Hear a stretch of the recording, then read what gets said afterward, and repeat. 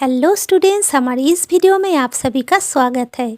इस वीडियो में हम बात करेंगे सेंटेंस यानी वाक्य के बारे में। और इसके साथ आपको ये भी बता दें, इस वीडियो में आप ऐसा कुछ जानने वाले हो जो आज तक आपको किसी ने ना बताई होगी। 90% लोगों को ये ही मालूम है कि ऐसा शब्द समष्टि जो संपूर्ण अर्थ को प्रकाश करता है उसे वाक्य कहते हैं, लेकिन ये बिल्कुल गलत है। ये ओल्ड व्यू है यानी पुराने विचार। मॉडर्न इंग्लिश में सेंटेंस को अलग तरीके से वर्णित किया जाता है।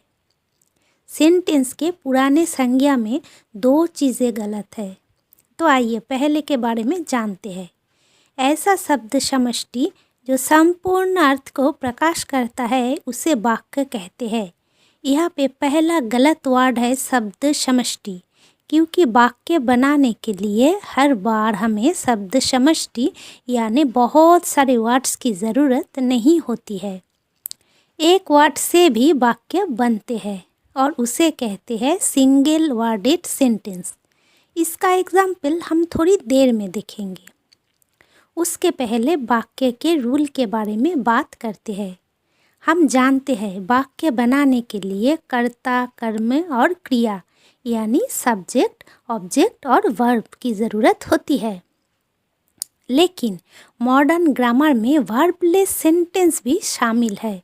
अब चलिए थोड़ा डिटेल में जानते हैं। सेंटेंस तीन तरीके के होते हैं: multi worded sentence, single worded sentence और वर्बलेस सेंटेंस।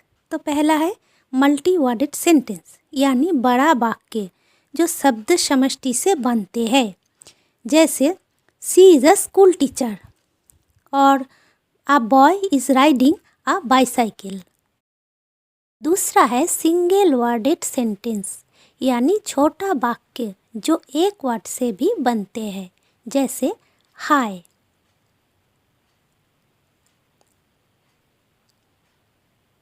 और हेलो, यस।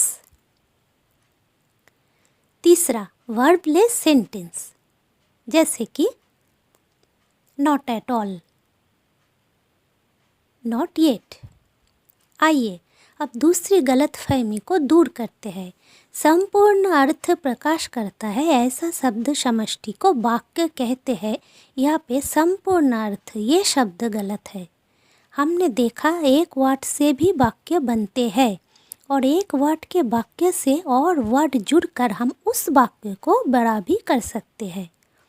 जैसे हम जानते हैं ए मतलब एक, ये एक संपूर्ण अर्थ प्रकाश करने वाला वाक्य है।